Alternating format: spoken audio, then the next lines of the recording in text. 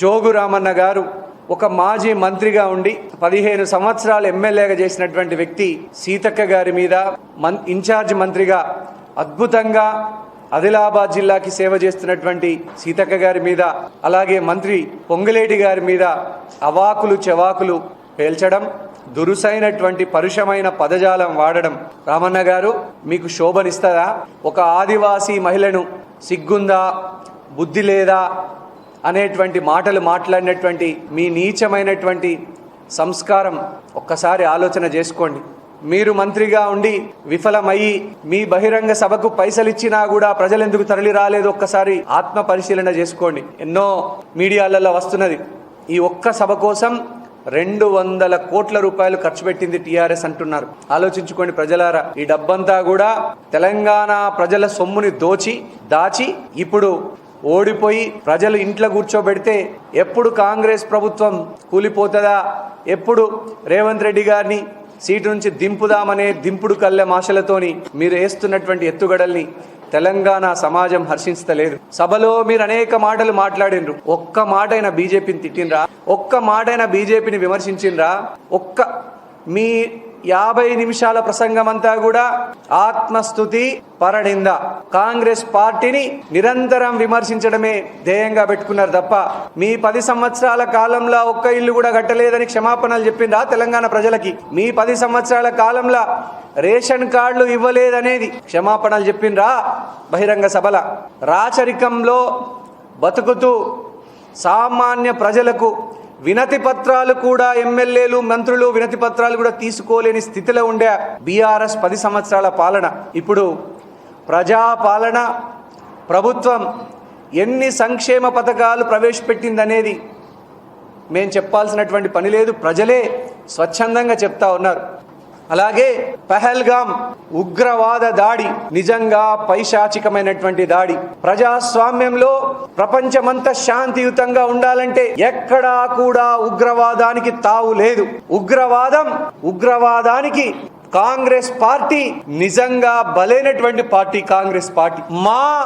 మా ప్రధానమంత్రి ఇందిరాగాంధీ గారు ఉండగా, ప్రధానమంత్రి హోదాలో ఉండగా పట్టపగలు మిట్ట మధ్యాహ్నం ఉగ్రవాదులు మా ప్రధానమంత్రి ఇందిరాగాంధీ గారిని కాల్చి చంపిండ్రు.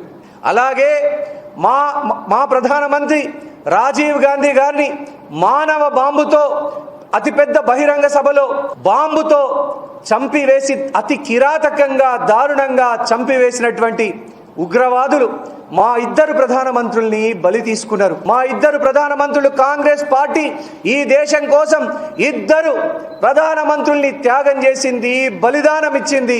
ఈరోజు కొంతమంది దొంగల్లాంటి వేషం వేస్తూ నకిలీ రాజకీయ నాయకులుగా చెలామణి అవుతూ దేశం కోసం ఏమి ఇవ్వకుండానే ఈరోజు పెద్ద పెద్ద మాటలు మాట్లాడుతున్నారు. వారందరూ ఒకసారి చరిత్ర చదవండి. ఇదంతా చరిత్ర పుటాలలో రాసి ఉంది. చరిత్ర తెలుసుకోవాల్సిందిగా ఇప్పటి పవన్ కళ్యాణ్ లాంటి రాజకీయ నాయకులు ఒక్కసారి చరిత్రను చదవాలా. ఏమంటాడు? కాంగ్రెస్ పార్టీ నాయకులు పాకిస్తాన్ వెళ్ళిపోండి అంటాడు. తలకాయ, నీ మెడకాయ మీద తలకాయ ఉండే మాట్లాడుతున్నావా పవన్ కళ్యాణ్ గారు? నీకేమైనా కనీసమైనటువంటి చరిత్ర మీద అవగాహన ఉందా? నీ కుటుంబంలో ఎంతమంది బలైనరు ఉగ్రవాదానికి? ఎంతమంది దేశం కోసం త్యాగం చేసిండ్రు నీ కుటుంబంలో? పవన్ కళ్యాణ్ గారు గురువింద గింజలాగా మాట్లాడవద్దు. కాంగ్రెస్ పార్టీ 2 ప్రధానుల్ని తీవ్రవాదానికి బలైనరు. 2 ప్రధానుల్ని దేశం కోసం ప్రాణాలు అర్పించిండ్రు. నీ కుటుంబంలో ఎంతమంది అర్పించిండ్రు చెప్పు. మొదలు మాట్లాడవచ్చునా? నీ సంస్కారానికి తగునా? ఇదేనా నీ సంస్కారం? ఒక్కటి గుర్తుపెట్టుకోండి పవన్ కళ్యాణ్ గారు, చరిత్ర చెరిపేస్తే చెరిగిపోదు. ఈరోజు కాంగ్రెస్ పార్టీ మీద నువ్వు మాట్లాడిన మాటలు నీ పదవికి వన్నె తేదు. నువ్వు ఒక పార్టీకి, ప్రాంతీయ పార్టీకి అధ్యక్షునిగా ఉన్నావు. నీ సంస్కారానికి, నీ పదవికి ఈ మాటలు దిగజారుడుతనాన్ని సూచించలేవా? ఒక్కసారి ఆలోచన చేసుకోండి. మళ్ళొక్కసారి నేను చెప్తున్నా, కాంగ్రెస్ పార్టీ మాత్రమే దేశం కోసం 2 ప్రధానుల్ని బలిచ్చింది. 2 ప్రధానుల్ని కోల్పోయినాం. పట్టపగలు మిట్ట మధ్యాహ్నం తీవ్రవాదం వల్ల చంపబడ్డారు. మాకు తెలుసు తీవ్రవాదం యొక్క ఎంత డేంజర్, ఎంత కరుడు కట్టినటువంటి తీవ్రవాదము ప్రజల్ని ఏ విధంగా నష్టపరుస్తుందని. మా అంతగా క్షోభ అనుభవించిన వాళ్ళు కాంగ్రెస్ పార్టీ నాయకులు తప్ప ఇంకొకరు లేరు. మేము మళ్ళీ చెప్తా ఉన్నాం, ఇది కేంద్ర ప్రభుత్వ భద్రతా వైఫల్యం కాదా? ఇంతమంది యాత్రికులకు భద్రత ఇవ్వలేని స్థితిలో మనం ఉన్నామా? ఆ రోజు ఆ రోజు పుల్వామా బాలాకోట్లో జరిగింది కూడా కేంద్ర భద్రతా వైఫల్యమే. ఆనాటి కాశ్మీర్లో ఉన్నటువంటి లెఫ్టినెంట్ గవర్నర్ సత్యపాల్ మాలిక్ గారు మనం రోడ్డు మార్గాన సైన్యాన్ని తరలించవద్దు, దయచేసి హెలికాప్టర్లు విమానాలు అందజేయండి అని ఆనాడు ప్రధానమంత్రికి, రక్షణ మంత్రికి, హోంమంత్రికి చెప్తే ప్రధానమంత్రి సత్యపాల్ మాలిక్ గారిని చుప్ రహో, నిశ్శబ్దంగా ఉండు అని అన్న మాట వాస్తవం కాదా? ఇది నేనన్న మాటలు కాదు. స్వయానా ఆనాటి కశ్మీర్ లెఫ్టినెంట్ గవర్నర్ అయినటువంటి సత్యపాల్ మాలిక్ గారు భద్రతా వైఫల్యాన్ని ఎత్తి చూపితే ఆయన్నే స్వయంగా అనేక ఇంటర్వ్యూలలో చెప్పినటువంటి మాట. బాలాకోట్ పుల్వామా దాడులు కూడా కేంద్ర భద్రతా వైఫల్యం వల్లనే జరిగినాయని అనేక సంస్థలు తేల్చి చెప్పినాయి. అవేవి మీ కళ్ళకు కనిపించవు. ఈరోజు ఒక కేంద్ర మంత్రి కుటుంబం కూడా పహల్గాంలో యాత్రకు పోతా ఉంటే ఇట్లాగే భద్రత లేకుండా వదిలేస్తారా? అంటే అమాయకులకు భద్రత కల్పించరా? అమాయకులకు భద్రత కల్పించండి. ఇది ముమ్మాటికి పహల్గాం అనేది కేంద్ర ప్రభుత్వం, నరేంద్ర మోడీ ప్రభుత్వ భద్రతా వైఫల్యమే. ఏ దేశమైనా ఉండని, మనమంతా భారతీయులం. భారతదేశం జోలికి వస్తే ఏ ఉగ్రవాదులైనా కూడా కంటికి కన్ను, పంటికి పన్ను, ఉగ్రవాదం మీద జీరో టాలరెన్స్, ఎటువంటి ఉపేక్ష లేకుండా బలమైనటువంటి ఉక్కుపాదంతో అణిచేయాలని కేంద్ర ప్రభుత్వాన్ని డిమాండ్ చేస్తూ ఉన్నాం. అలాగే భద్రతా వైఫల్యాలు ఇక నుంచి జరగకుండా తప్పకుండా ఖచ్చితమైనటువంటి చర్యలు తీసుకోవాలని ఈ సందర్భంగా తెలియజేస్తూ ఉన్నాము. అలాగే ఆదిలాబాద్ ప్రజలందరం కూడా ముక్త కంఠంతో పహల్గాంలో అమరులైనటువంటి యాత్రికులందరికీ కూడా, సామాన్య ప్రజలందరికీ కూడా కాంగ్రెస్ పార్టీ తరపున వారికి సంతాప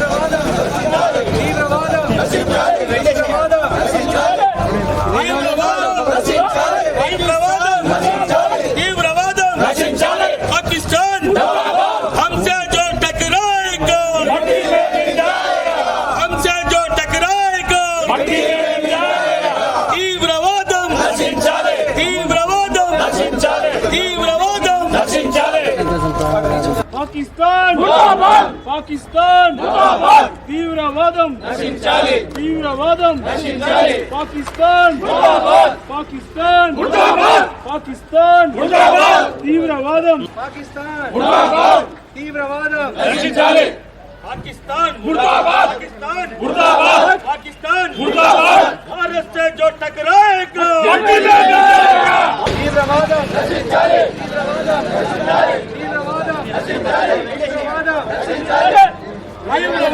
నశించాలి, తీవ్రవాదం నశించాలి, తీవ్రవాదం నశించాలి, పాకిస్తాన్ मुर्दाबाद, हमसे जो टकराएगा मट्टी में मिल जाएगा, हमसे जो टकराएगा मट्टी में मिल जाएगा, తీవ్రవాదం నశించాలి, తీవ్రవాదం నశించాలి, తీవ్రవాదం నశించాలి.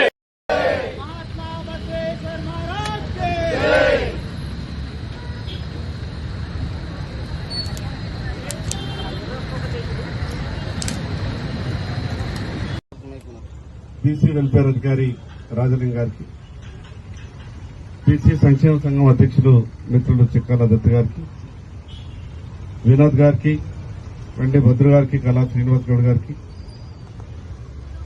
ఉత్సవానికి వచ్చేసినటువంటి మిగతా అతిథులందరికీ పేరు పేరున నా యొక్క నమస్కారాలు. భద్రు గారు చెప్పినట్టు బసవేశ్వరుని గురించి గంటలు కాదు కదా, నెలల తరబడి మాట్లాడినా కూడా ఆ చరిత్ర తరగనిది. 40, 50, 100 సంవత్సరాల చరిత్రల గురించి చాలా గొప్పగా మాట్లాడుకునేటటువంటి ప్రయత్నం చేస్తాం.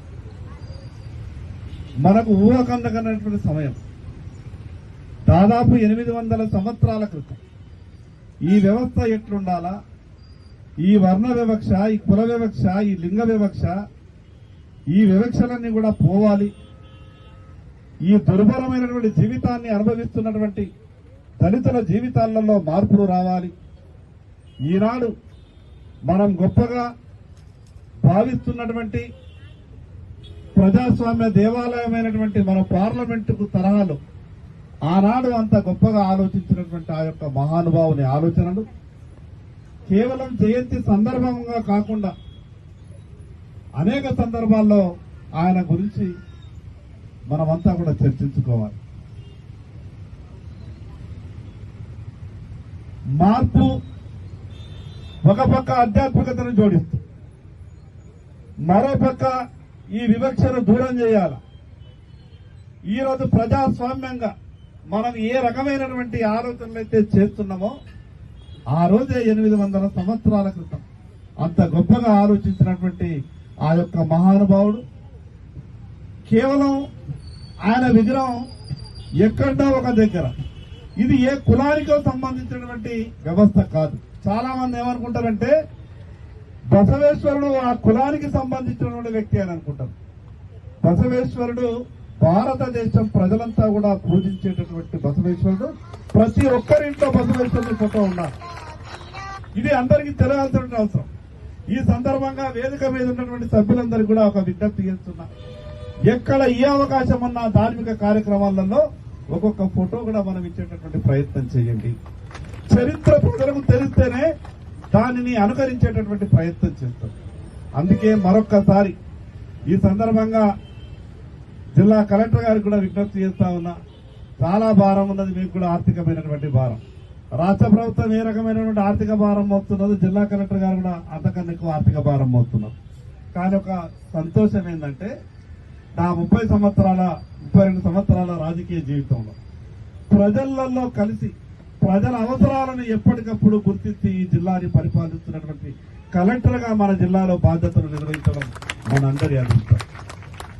నేను కూడా ఈ సందర్భంగా నా సహచరులైనటువంటి బీసీ సంక్షేమ సంఘ నాయకత్వానికి విజ్ఞప్తి చేస్తా ఉన్నా, ఇటువంటి చిన్న చిన్న అవసరాలు ఏ కార్యక్రమాలు ఉన్నా కూడా నా దృష్టి కూడా తీసుకొచ్చేటటువంటి ప్రయత్నం చేయండి.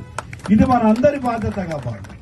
అయితేనే మనం ఒక మంచి అంటే ఈక్వల్ సొసైటీ, కాస్ట్లెస్ సొసైటీ, అందరూ ఈక్వల్ ఉండాలి అంటే సేవాభావం కూడా తప్పకుండా ప్రతి ఒక్కరిలో కూడా ఉండాలి.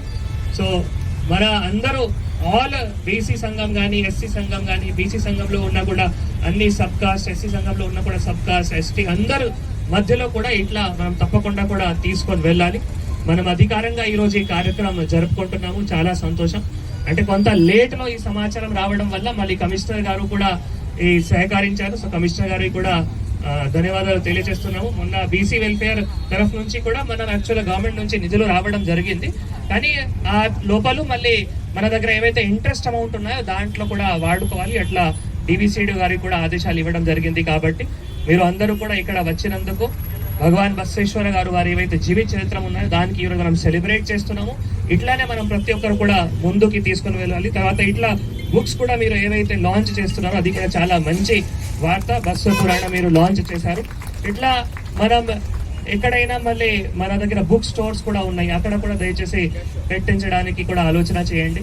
ఇంకా ఎక్కడైనా మళ్ళీ హైదరాబాద్ లో కూడా బుక్ ఫేర్ ఫెస్టివల్ ఉంటాయి, అక్కడ కూడా కొత్త మనం ఇట్లా ప్రయత్నం చేస్తే ఇక్కడ బుక్ స్టాల్స్ లో కూడా అక్కడ మనం పెడితే మళ్ళీ అక్కడ తీసుకుంటే కొందరికి ఆలోచన ఉంటే తొందరగా అది తీసుకుంటారు, పర్చేస్ చేస్తారు. సో దానివల్ల కూడా ఇంకా కూడా స్ప్రెడ్ చేయడానికి కూడా ఆస్కారం ఉంటుంది. కాబట్టి అది కూడా మీ సమాజంకి బీసీ సంఘం కూడా అడ్మినిస్ట్రేషన్ తరఫు నుంచి కూడా మీ అందరికీ తెలియజేస్తూ ఎంత మంచి కార్యక్రమం కూడా ఆర్గనైజ్ చేసినందుకు మళ్ళీ ఒక్కసారి ప్రతి ఒక్కరికి భగవాన్ బసవేశ్వర జయంతి శుభాకాంక్షలు తెలియజేస్తున్నాము. Thank you. సో ఈరోజు 892 భగవాన్ బసవేశ్వర గారు జయంతి కార్యక్రమం జరుపుకుంటున్నాము, అధికారంగా జరుపుకుంటున్నాము.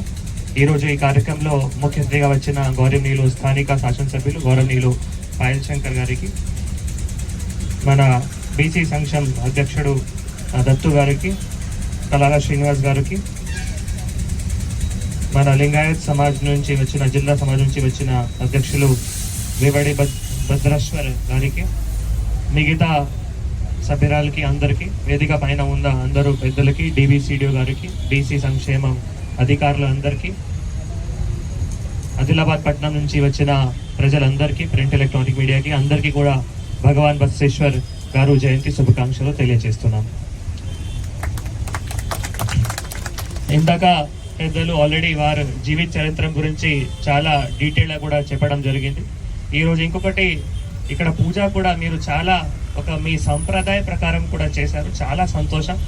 అంటే ఏ విధంగా ఇట్లా పూజ తప్పకుండా జరుపుకోవాలి. ఇట్లా మనం ప్రతి ఒక్క ఎప్పుడైనా కీలకమైన కార్యక్రమంలో ఇట్లా మనం వారి సంప్రదాయం మనం సంఘం సంప్రదాయం కూడా అట్లా మనం తప్పకుండా పాటించుకోవాలి. మీరు ఇప్పుడు కూడా పాటిస్తున్నారు. ముఖ్యంగా ఆ చిన్న అమ్మాయిలకి చూస్తే మీరు ఏవైతే పాట పాడుతున్నారో వారిద్దరూ కూడా పాడుతున్నారంటే హ్యాట్స్ ఆఫ్ వాళ్ళ పేరెంట్స్. అంటే ఇట్లా ఉండాలి ప్రతి ఒక్క సమాజంలో. మనం ఏవైతే నేర్చుకుంటున్నామో అవి కింద పాస్ అవ్వాలి. కాబట్టి వెరీ హ్యాపీ దట్ ఇట్లా మీరు అంత మంచి కార్యక్రమం కూడా చాలా కొంత సమయంలో కూడా ఒక 1-2 days క్రితంలోనే మాకు ఇట్లా ఆదేశాలు రావడం జరిగింది. అండ్ ఇక్కడ దేశీ సంఘం తరఫు నుంచి కానీ లింగాయత్ సంఘం తరఫు నుంచి కానీ అందరూ కూడా కలిసి ఒక మంచిగా ఈరోజు కార్యక్రమం ఆర్గనైజ్ కూడా చేశారు. మాకు కూడా పిలిపించారు.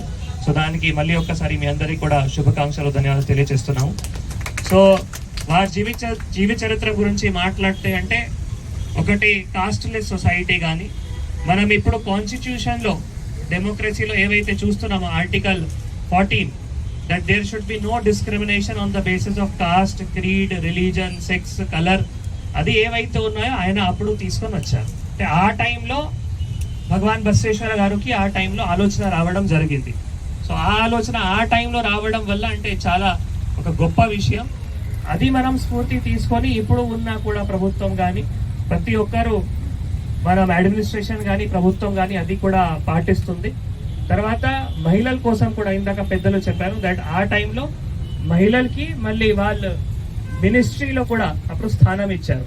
ఇప్పుడు కూడా కొన్ని మనం జోగురామన్న గారి మాటలను ఖండిస్తూ సవాల్ విసురుతున్నాం. గౌరవ మినిస్టర్ సీతక్క గారు, గౌరవ మా పొంగులేటి సీనన్న పైన అనుచిత వాక్యాలను ఖండిస్తున్నాం. మీరు మినిస్టర్గా ఉన్నప్పుడు ఉమ్మడి ఆదిలాబాద్ జిల్లా ఎన్నిసార్లు తిరిగారనేసి మేము ప్రశ్నిస్తున్నాం. ఒక మహిళ, ఒక ఆదివాసీ బిడ్డ, డైనామిక్ లీడర్, ములుగు ఆదిలాబాద్, ఆదిలాబాద్ ఎంత దూరమో మీకు కూడా తెలిసినటువంటి విషయమే. వారానికి 2 సార్లు వచ్చి ప్రజల కష్ట సుఖాలు, ప్రజల అభివృద్ధి కొరకు పనిచేస్తున్నటువంటి డైనామిక్ లీడర్ సీతక్క గారు. సీతక్క గారిని చర్చకు రమ్మంటారా మీరు? మా సీతక్క గారు చర్చకు రారు. మేమే చాలు. ఇక్కడ మా కంది సీనన్న, మేము, మా కార్యకర్తలు ఉన్నారు.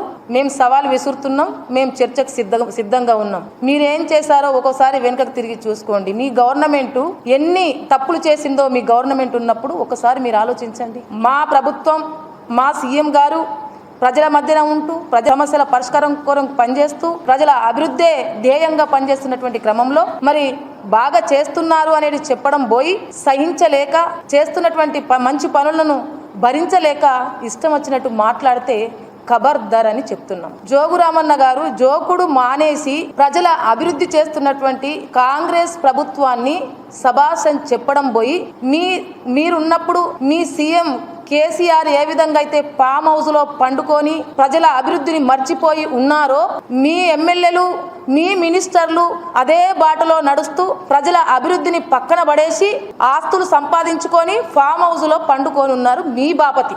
నిత్యం ప్రజల మధ్యన ఉంటూ సీఎం, మా మినిస్టర్లు, మా ఎమ్మెల్యేలు ఓడిపోయిన మేము ప్రజల మధ్యన ఉంటూ ప్రజల సమస్యలు పరిష్కారం చేస్తూ ప్రజల అభివృద్ధి కోరుకుంటున్నాం.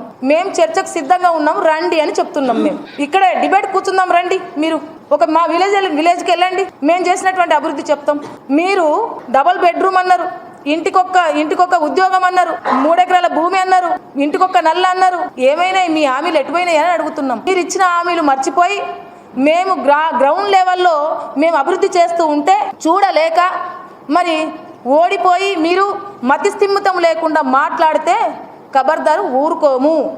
ఏ విలేజ్కి తిరిగినరు, ఏ గూడెం తిరిగినరు, ఏ పల్లెకి తిరిగినరు మా గవర్నమెంట్, మా సీఎం, మా సీతక్క, మా పొంగులేటన్న, మా మినిస్టర్లు నిత్యం ప్రజల మధ్యన ఉంటూ ప్రజల సమస్యలు తెలుసుకుంటున్నారు. అదంతా మర్చిపోయి మరి మీరు మతిస్థిమితం లేకుండా మాట్లాడితే మేము ఊరుకునేదే లేదు. ఆదిలాబాద్ జిల్లా అభివృద్ధి చేసేది మేము. 10 సంవత్సరాలు పరిపాలనలో ఉండి మీరు ఏం చేశారనేసి మేము అడుగుతున్నాం. మీరు ఏం చేశారని అడుగుతున్నాం మేము. మా ప్రశ్నకు సమాధానం చెప్పండి. ఇష్టం వచ్చినట్టు మాట్లాడితే నాలుగు ఎటు తిరుగుతుందని అటు ఇష్టం వచ్చినట్టు మాట్లాడితే ఇక్కడ ఊరుకునేది ఎవరు లేరు. ఇంత రోజుకి కనీసం మా చైర్మన్లు కూడా ఇంట్లో ఉండట్లేదు. ఎప్పుడు నిత్యం ప్రజల మధ్యన ఉంటూ ప్రజల పని చేస్తున్నారు. అలాంటి సమయంలో మీరు జోకుడు రామన్న అనేసి మీ మీద పేరు కూడా అట్లనే వచ్చేసింది. అబద్ధాలు ఆడుతూ ఓడిపోయి పిచ్చి కూతలు కూస్తూ మరి అప్పుడే ప్రజలందరూ కూడా మీరు చేస్తున్నటువంటి బెకారు పనులకు ప్రజలు బుద్ధి చెప్పారనేటువంటి విషయాన్ని కూడా మర్చిపోయి ఇష్టం వచ్చినట్టు ప్రభుత్వం చేస్తున్నటువంటి అభివృద్ధిని సహించక మీరు ఇష్టం వచ్చినట్టు ఇట్లా మాట్లాడితే ఖబర్దార్ అనే చెప్తున్నాము. మరోసారి మా మినిస్టర్ల పైన, మా ఎమ్మెల్యేల పైన, మా సీఎం పైన మళ్ళొకసారి అనుచిత వాక్యాలు చేస్తే ఊరుకునేది లేదు. సహించం. సవాలు విసురుతున్నాం. రండి, ఏదైనా జరిగితే రండి, మాట్లాడడానికి సిద్ధంగా ఉన్నాం. కానీ ఇష్టం వచ్చినట్టు వాక్యాలు చేస్తే మాత్రము మర్యాద ఉండదనేసి ఈ సందర్భంగా మేము తెలియజేస్తాం. అన్ని సేవలు ఏవైతే ఉన్నాయో మీ అందరికీ కూడా ఎక్స్ప్లెయిన్ చేశారు. అవి ట్రాన్సాక్షనల్ సర్వీసెస్ కావచ్చు, ఇన్ఫర్మేషనల్ సర్వీసెస్ కావచ్చు, వివిధ చట్టం పైన గురించి కూడా మీకు అందరికీ వివరించారు. అది ప్రొటెక్టెడ్ టెనెంట్ సంబంధించిన చట్టం కావచ్చు, లేదు ఇనామ్ అబాలిషన్ యాక్ట్ సంబంధించిన చట్టం కావచ్చు, సాదా బైనామా క్రమబద్ధీకరణ సంబంధించిన కావచ్చు, అవి అన్నిటి కూడా మీకు చాలా డీటెయిల్గా కూడా ఆర్డీఓ గారు వివరించారు. అయితే మనం ఎందుకు చేస్తున్నామంటే ఈ చట్టం వచ్చిన తర్వాత చట్టం పైన అందరికీ అవగాహన ఉండాలి. అవగాహన ఉంటేనే మీ భూ సమస్యలు ఏవైతే ఉన్నాయో మీరు ఎక్కడ అప్లై చేయాలి, ఎట్లా అప్లై చేయాలి, దేని కింద అప్లై చేయాలి, అప్లై చేసిన తర్వాత మీకు పరిష్కారం అవుతాయి. భూభారతి పోర్టల్లో చాలా రకాల సేవలు ఉన్నాయి. ఇప్పుడు కొందరికి అపీల్ సంబంధించిన సేవలు అప్లై చేయాల్సిన ఉంటుంది. అంటే ఇప్పుడు అపీల్ ఎట్లా చేయాలి? తహసీల్దార్ ఉత్తర్వులకు ఏమైనా అభ్యంతరం అయితే మళ్ళీ ఎవరి దగ్గర అప్పీల్ చేయాలి? ఆర్డీఓ ఉత్తర్వులకు సంబంధించిన ఎవరైనా అభ్యంతరం అయితే ఎవరికి అప్పీల్ చేయాలి? సో అపీల్ వ్యవస్థ కూడా భూభారతి పోర్టల్లో తీసుకొని రావడం జరిగింది.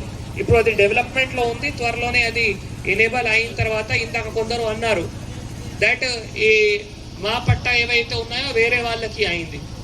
సో ఆ పట్టా ఏవైతే వేరే వాళ్ళకి అయినాయి, ఎవరైతే ఇప్పుడు మౌకాలో ఉన్నారో ఆయనకి పట్టా కావాలి అంటే ఆయన మళ్ళీ ఆర్డీఓ దగ్గర అపీల్ చేసుకొని తిరిగి ఆయన కూడా పట్టా రావడానికి ఆస్కారం ఉంటుంది. ఇట్లా ఆర్డీఓ ఏవైతే ఉత్తర్వులు జారీ చేస్తారు వాటికి ఎవరైనా అభ్యంతరం ఉంటే మళ్ళీ కలెక్టర్ దగ్గర కూడా అపీల్ చేయడానికి ఆస్కారం ఉంటుంది. ఇప్పుడు చట్టంలో అంటే తహసీల్దార్ ఆర్డీఓ ఇద్దరికి రికార్డింగ్ అథారిటీస్ ఉన్నాయి. తహసీల్దార్ అంటే విరాసత్ కానీ, కొనుగోలు కానీ, దానం కానీ, ఎక్స్చేంజ్ కానీ, పార్టిషన్ కానీ వాటన్నిటికీ తహసీల్దార్ పట్టాదార్ పాస్బుక్ జారీ చేస్తారు. ఆర్డీఓకి మార్పులు మ్యూటేషన్ చేయడానికి 13B సాదా బైనామా క్రమబద్ధీకరణ కావచ్చు, ఓఆర్సీ కావచ్చు, 38 ప్రొటెక్టెడ్ టెనెంట్ సంబంధించిన సర్టిఫికేట్ కావచ్చు, కోర్టు కేసు సంబంధించిన పీపీపీ కావచ్చు, అన్నిటి అంశంకి ఆర్డీఓ గారికి మ్యూటేషన్ కానీ పట్టాదార్ పాస్బుక్ అంటే ఉత్తర్వులు జారీ చేసి మళ్ళీ తహసీల్దార్ పట్టాదార్ పాస్బుక్ ఇస్తారు. అంటే ఇట్లా చట్టంలో క్లియర్గా విభాజన కూడా చేసి ఎవరికి ఎక్కడ హక్కు ఉన్నాయి, ఎవరికి ఎక్కడ ఆర్డర్స్ సంబంధించిన పవర్ ఉన్నాయి, అవి అంతా కూడా చట్టంలో క్లియర్గా తీసుకొని రావడం జరిగింది. తర్వాత ఇంకొక మేజర్ అంశము, ఇప్పుడు అపీల్ చేయాలి అంటే ఎట్లా అపీల్ చేయాలి, దానికి చాలా మందికి తెలియకపోవచ్చు. అంటే ఇప్పుడు అవగాహన సదస్సు చేస్తున్నాము, తర్వాత ఇక్కడ ఆర్డీఓ కోర్టులో కానీ కలెక్టర్ కోర్టులో కానీ ఉచిత న్యాయ సేవలు కూడా అందించడానికి ఒక పారాలీగల్ ఎయిడ్ మనిషి కూడా ప్రభుత్వం నియామకం చేసి వారు కూడా ఆర్డీఓ కోర్టులో కలెక్టర్ కోర్టులో ఉంటారు. సో ఎవరైనా ఇట్లా మాకు అపీల్ చేయాలి, ఎట్లా అపీల్ చేయాలి అంటే ఆ ఉచిత న్యాయ సాయం కూడా మీకు చేయడానికి ఆస్కారం కూడా చట్టంలో తీసుకొని రావడం జరిగింది. దానివల్ల ఏమైతాయి, మీరు కోర్టులో తిరగడం లేదు అడ్వకేట్ దగ్గర వెళ్ళడం, అవి భారం ఏవైతే ఉన్నాయో, ప్రయాణం ఏవైతే ఉన్నాయో అవి తగ్గకుండా చక్కగా ఆర్డీఓ కోర్టులో లేదా కలెక్టర్ కోర్టుకి వెళ్ళి అపీల్ కూడా వ్యవస్థ మీరు త్వరలోనే ఉపయోగించుకోవడానికి ఈ చట్టంలో ప్రొవిజన్ ఉంది. ఇంకొక అంశం అంటే విరాసత్ సంబంధించిన, ఇందాక అడిషనల్ కలెక్టర్ గారు చెప్పారు, సర్వమంగళ మాంగళ్యే శివే సర్వార్థసాధికే శరణ్యే త్రయంబికే గౌరీ నారాయణి నమోస్తుతే సాధ్యాం జగతోమిత్తం మహయా గౌతమే భక్ష్యా దీపం ప్రేష్ఠా ప్రాణానాయమ్య పరమేశ్వరుద్దిశ్య పరమేశ్వరీకృతే మీ దగ్గర ఉన్నటువంటి ఆచమన పాత్రలో నీళ్లు తీసుకొని 3 సార్లు ప్రవేశమే తీర్థే అనుగ్రహ శబ్దం మమ గ్రహ స్థాపిత కరిష్యే. నరసింహం తీసుకోండి. నానా దోషేభ్యో నానా విదేభ్యో అభివృద్ధ్యర్థం మహాదేభ్యో అభివృద్ధ్యర్థం